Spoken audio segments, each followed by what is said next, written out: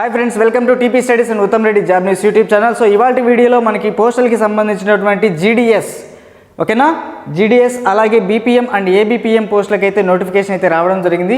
అయితే టోటల్ వేకెన్సీలు ఎన్ని, విద్యార్హత ఎంత, ఫీజు ఎంత, సెలక్షన్ ప్రొసీజర్ ఏంటి, అసలు ఎన్ని మార్క్స్ వస్తే మనకి జాబ్ అనేది కంపల్సరీగా వస్తుందనేసి రిమైనింగ్ డీటెయిల్స్ అని చూసుకుందాం అనమాట. సో అలాగే మనకి సచివాలయంకి గాను అలాగే ఎస్ఎస్సి ఎంటీఎస్కి గాను రిమైనింగ్ పోస్టులకు అయితే మనకి టర్నింగ్ పాయింట్ నందు ఆఫ్లైన్ మరియు ఆన్లైన్ క్లాసెస్ అయితే జరుగుతున్నాయి. So please subscribe to Uttam Reddy job news YouTube channel అలాగే TP studies YouTube channel and please download the TP studies application from the Play store.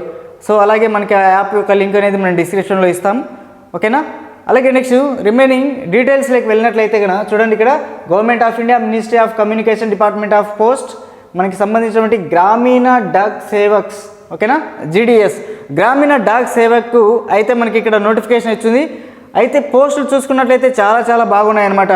ఈ నోటిఫికేషన్ టోటల్గా ఎన్ని పోస్టులు ఉన్నాయంటే 40,000కి పైగా పోస్టులు అయితే పడ్డాయన్నమాట. టోటల్ త్రూఅవుట్ ఇండియా అనమాట. త్రూఅవుట్ ఇండియా మనకి 40,000 పోస్టులు అయితే ఇక్కడ వేకెన్సీలు రావడం జరిగింది. అయితే స్టేట్ వైజ్ ఎన్ని ఉన్నాయి వేకెన్సీలు అలాగే సో పర్ కేటగిరీకి కూడా ఎలా ఉన్నాయి ఎన్ని ఉన్నాయని చూసుకున్నట్టయితే మీకు ఇలాంటి టోటల్ డీటెయిల్స్ కావాలన్నట్లయితే మనకి డిస్క్రిప్షన్లో లింక్ ఇస్తాం, అక్కడ నుంచి మీరు డౌన్లోడ్ చేసుకోవచ్చు ఓకేనా. సో ఇంకా డెప్త్గా వెళ్ళినట్లయితే మనకి చూడండి, ఇక్కడ ఆన్లైన్ అప్లికేషన్స్ అంటున్నాడు. Applications are invited from the eligible applicants for engagement as Gramin Dak Sevaks GDS branch post master and assistant branch post master and Dak Sevaks. So ఇందాక చెప్పే కదా, జీడీఎస్కు గాను అలాగే మనకి ఇక్కడ బీపీఎంకి గాను అలాగే ఏబీపీఎంకి గాను మనకైతే ఇక్కడ పోస్టులకి నోటిఫికేషన్ అయితే జారీ చేయడం జరిగిందనమాట. So the applications are to be submitted online at ఇక్కడ వచ్చేసి మనకి అఫీషియల్ వెబ్సైట్ లింక్ అయితే ఇచ్చారనమాట. అఫీషియల్ వెబ్సైట్ లింక్ ఇక్కడ నుంచి మనం అప్లై చేసుకోవచ్చు, లేదంటే రిమైనింగ్ థర్డ్ పార్టీ యాప్స్లో కూడా మనకి చూస్తుంటాం వెబ్సైట్స్లో అఫీషియల్ లింక్ అయితే అక్కడ పేస్ట్ చేస్తుంటారు ఓకేనా. సో అలాగే ఇప్పుడు చూడండి next, so engagement schedule is as under అంటున్నాడు ఓకేనా. ఎప్పటి నుంచి అప్లై చేసుకోవాలి, లాస్ట్ డేట్ ఎప్పుడు అనేది చూసుకున్నట్లయితే చూడండి, ఇక్కడ registration or application date starts from అంటున్నాడు. అప్లికేషన్ ఎప్పుడు స్టార్ట్ అవుతుంది అంటే జనవరి 27వ తారీఖు నుంచి, అంటే జనవరి 27వ తారీఖు నుంచి మనకి ఇక్కడ ఫిబ్రవరి 16వ తేదీ వరకు ఇక్కడ అప్లై చేసుకోవడానికి అయితే మనకి ఇక్కడ ఛాన్స్ అయితే ఉంటుందని చెప్పేసి ఇక్కడ మనకి మెన్షన్ చేస్తున్నారనమాట. ఎప్పటి నుంచి అంటే జనవరి 27 నుంచి అలాగే ఫిబ్రవరి 16వ తేదీ వరకు మీరు అప్లై చేసుకోవాలి ఓకేనా. So as much as possible ఇప్పుడు వచ్చినటువంటి అన్ని నోటిఫికేషన్స్ కూడా సర్వర్ ప్రాబ్లమ్స్ వల్ల చాలా ఇబ్బంది పడుతున్నారు క్యాండిడేట్స్.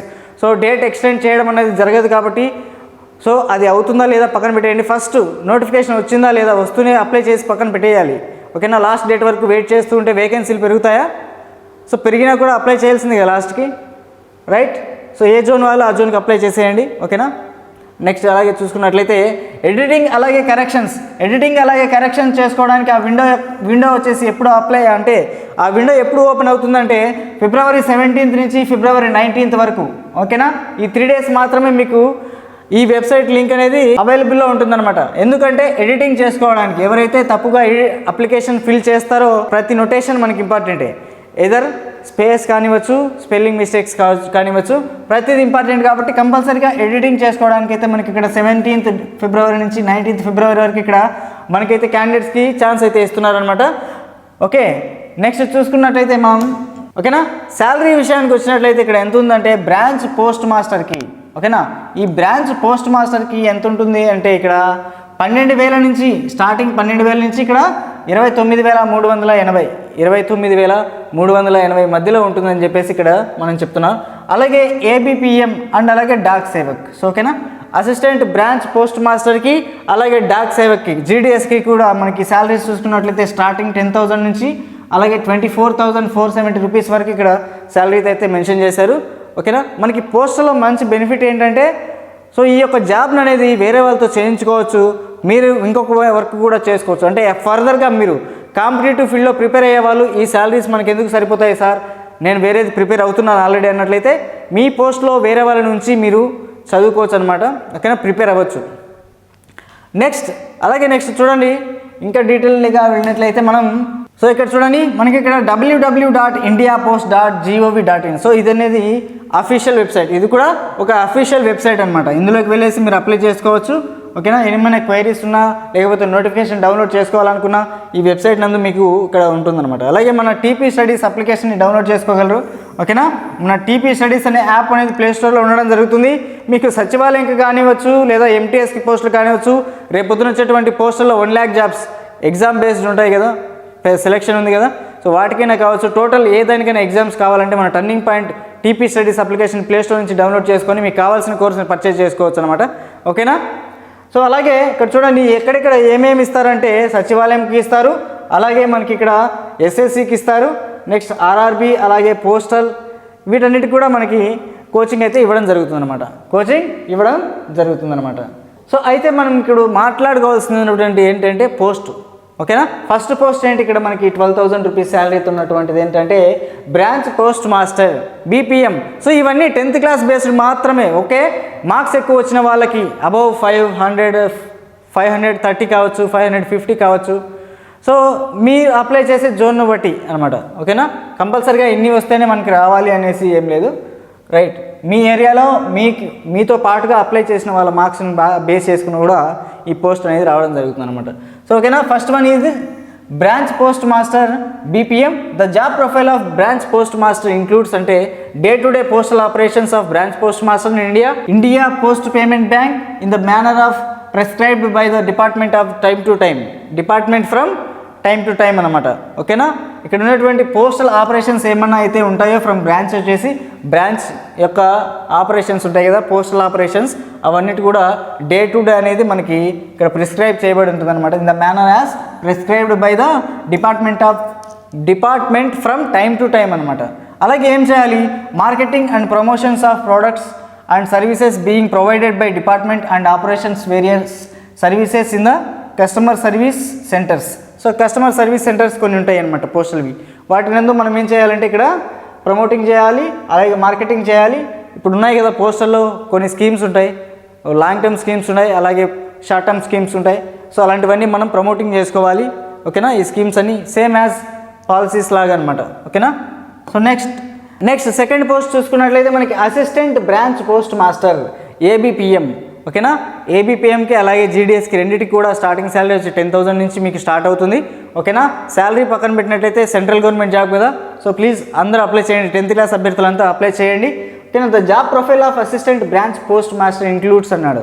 ఓకేనా, ఏంటివంటే సేల్ ఆఫ్ స్టాంప్స్ స్టేషనరీ, ఓకేనా, conveyance and delivery of mail at door step, deposits, payments and other transactions of IPPB. ఓకేనా, Indian payments bank, Indian post payment banks అనమాట. ఓకేనా, ఏమేమి చేయాలి, సేల్ ఆఫ్ స్టాంప్స్, అలాగే stationery, conveyance and delivery of mail at door step, deposits, payments and other transactions of IPPB. మనం చూస్తుంటాం, మనకి postal బ్యాంక్లోకి వెళ్ళినప్పుడు మనకి ఇలాంటి సర్వీసెస్ అన్నీ ఇస్తూ ఉంటారనమాట.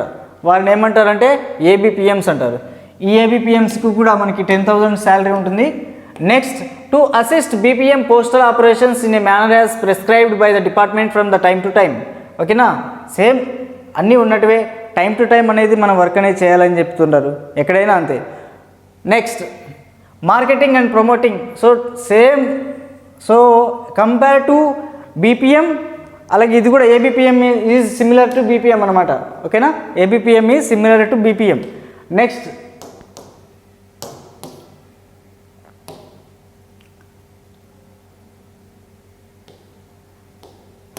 నెక్స్ట్ చూసుకున్నట్లయితే Dak Sevak, Gramin Dak Sevak. So dock Sevaks will be engaged in departmental offices like sub post office, head post office etcetera.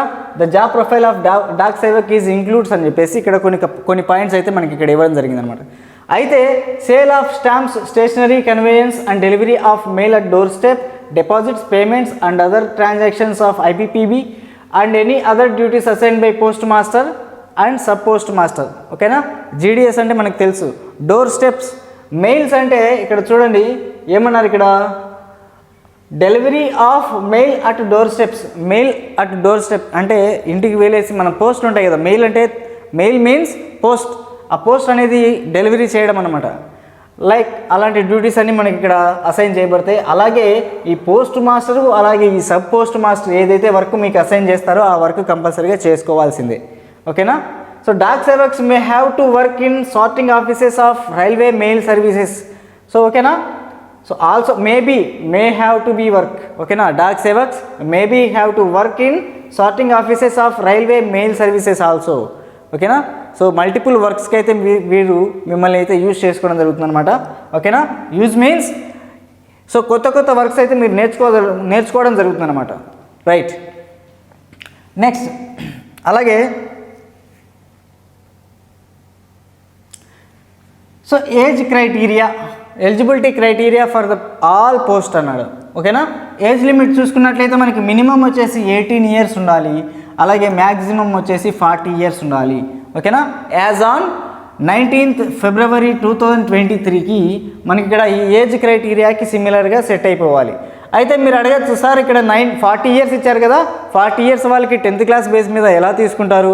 ఇప్పుడు వచ్చే వాళ్ళంతా 10కి 10 వస్తూనే ఉన్నాయి, కంపల్సరీగా జాబ్స్ అని వాళ్ళకే వెళ్ళిపోతాయా అన్నట్లయితే లేదు. సీనియారిటీని బట్టి కూడా అంటే 10th classకి ఇప్పుడు ప్రజెంట్ ఇయర్కి మీకు ఉన్న గ్యాప్ను బట్టి ఆ పోస్ట్కి మీరు చేసినటువంటి అంటే ఆ ఏజ్ క్రైటీరియాలో ఉన్నటువంటి వాళ్ళతో కూడా మీకు ఫిల్టరేషన్ అయితే జరగడం జరుగుతుంది అనమాట. గ్యాప్కి కూడా మీకు ఉంటుంది, దానికి ఒక కన్సెషన్ అయితే ఉంది కంపల్సరీగా.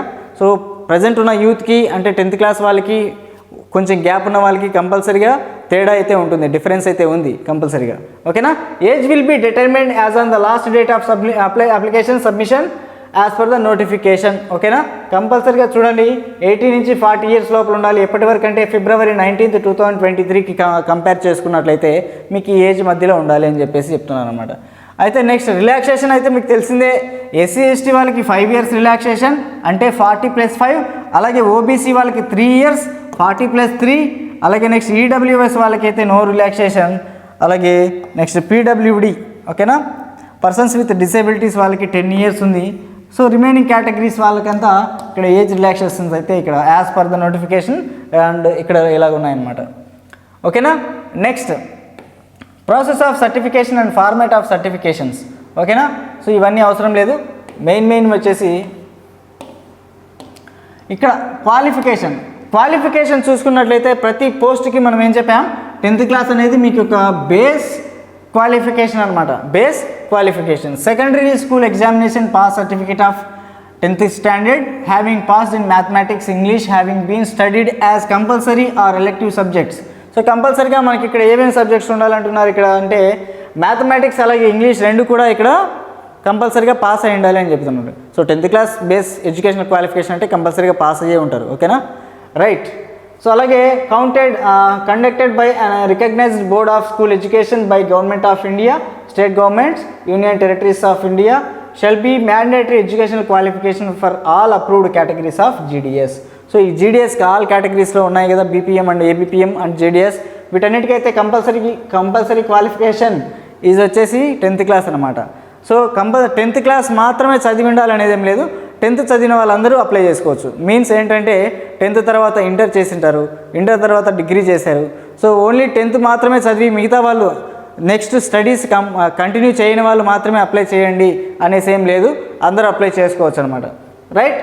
నెక్స్ట్ అలాగే ఈ యొక్క జాబ్ అనేది ఎలా ఇస్తారన్నట్లయితే చాలామందికి తెలిసిందే. ఈ GDS పోస్ట్ వచ్చేసి ఎలా ఇస్తారంటే based on your 10th class marks, based on your 10th class marks, based on your 10th class grades, based on your 10th class CGPA score. ఓకేనా. The applicant should have studied the local language. కంపల్సరీగా local language అనేది మీకు మీ 10th classలో ఉండాలి. ఓకేనా.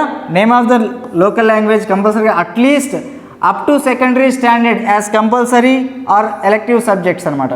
ఓకేనా. Local language అయితే కంపల్సరీగా మీకు 10th classలో ఉండాల్సిందే. ఓకేనా.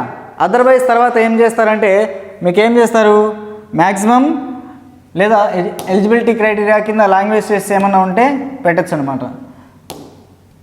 ఓకే. ఇంకొకటి చూడండి, ఇక్కడ అదర్ క్వాలిఫికేషన్స్ కూడా ఇక్కడ ఉన్నట్లయితే మీకు చాలా బెనిఫిట్ అనమాట.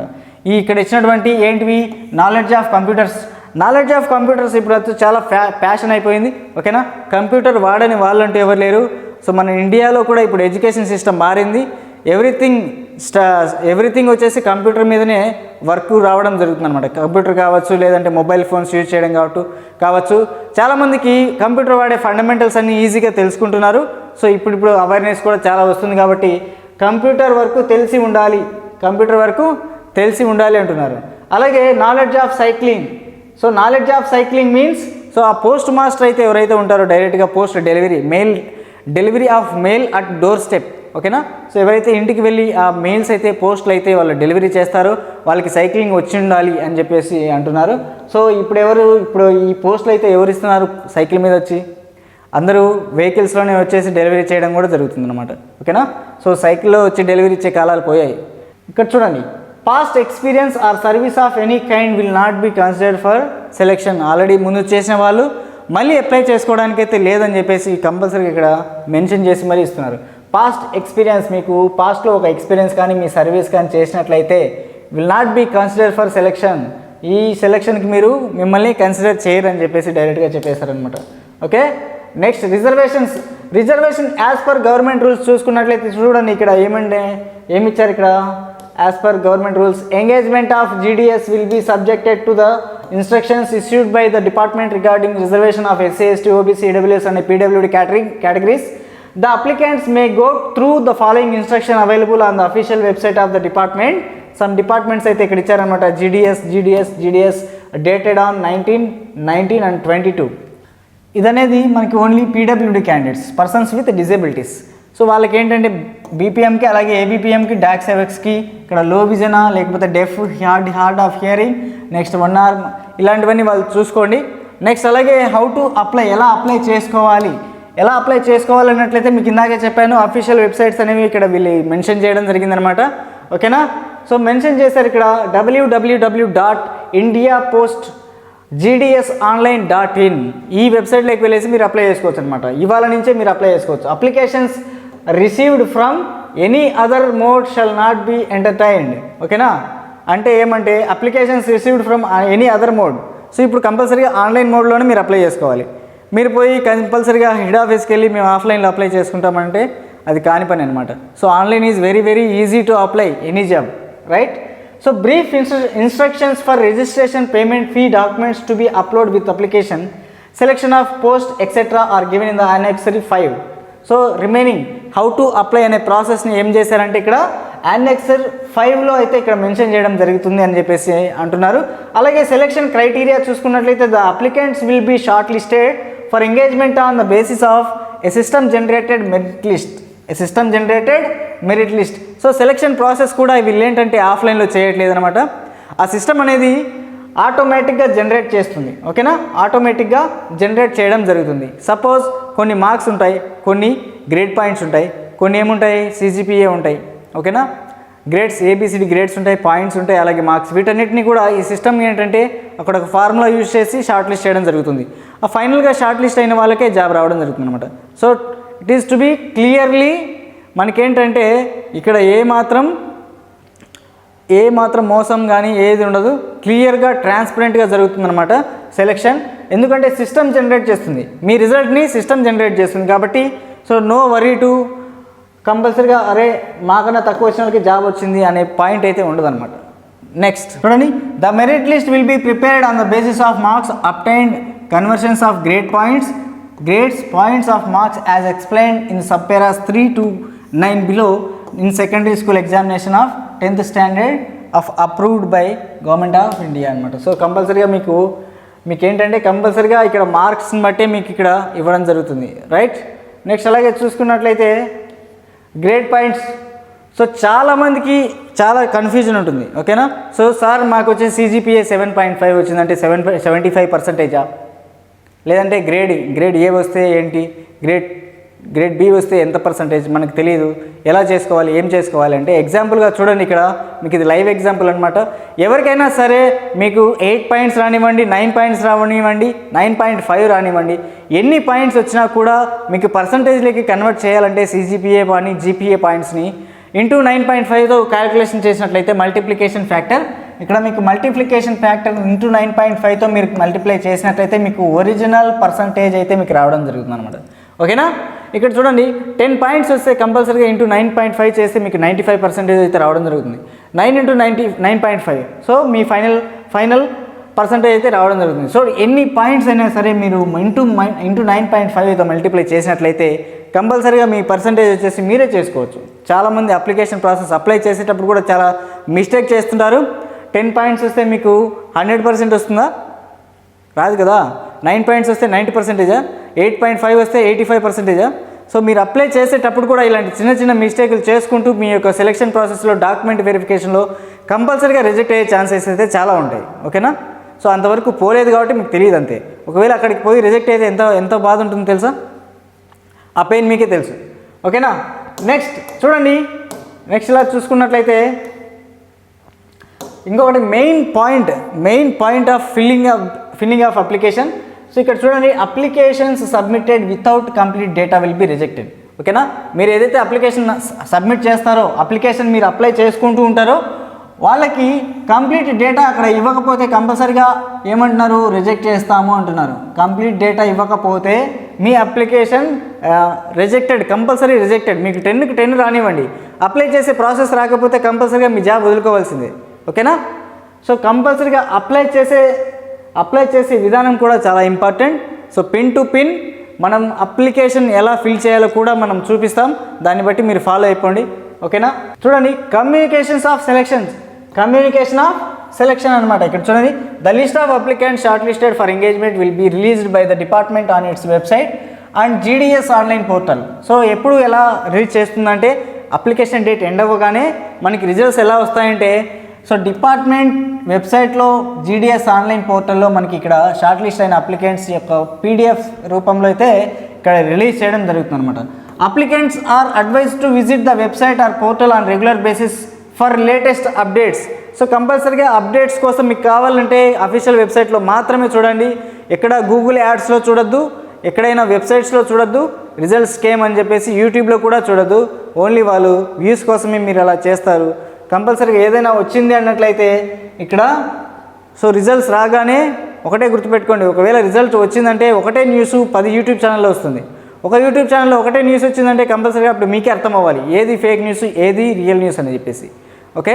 సో అలాగే మీకు ఇంకా ఏమైనా PDFలు కావాలన్నా, లేకపోతే ఏదైనా క్లాసెస్ వినాలన్నా డైరెక్ట్గా యూట్యూబ్లోకి వెళ్ళి సెర్చ్ చేసుకోలేకపోతే మనకి ఇక్కడ టెలిగ్రామ్ ఛానల్ గ్రూప్ అయితే ఉంది, ఉత్తమ్ రెడ్డి అని చెప్పేసి.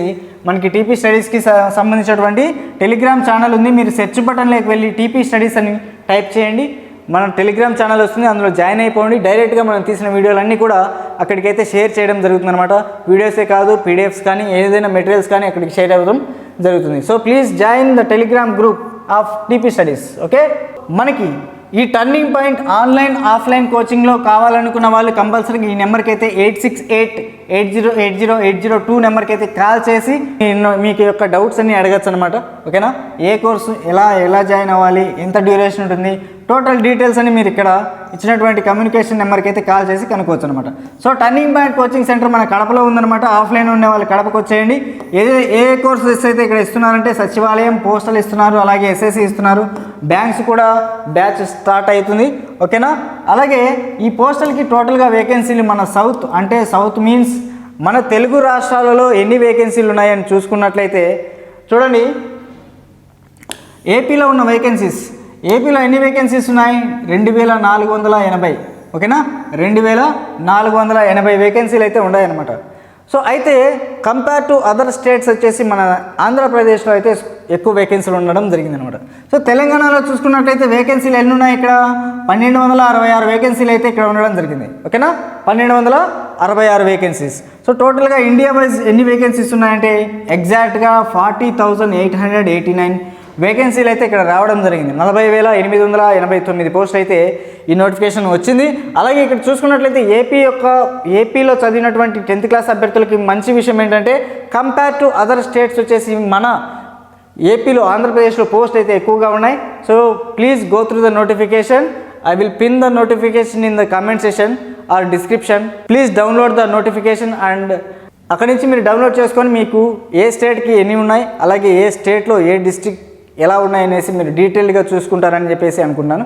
So please share this video to your near bye friends and family members ఓకేనా. ఎవరైతే 10th క్లాస్ మీద జాబ్స్ అయితే కావాలనుకుంటున్నారో వితౌట్ ఎగ్జామ్, అలాగే ఓన్లీ విత్ స్కోర్ అనమాట. ఓకేనా. So thanks for watching this video. Thank you.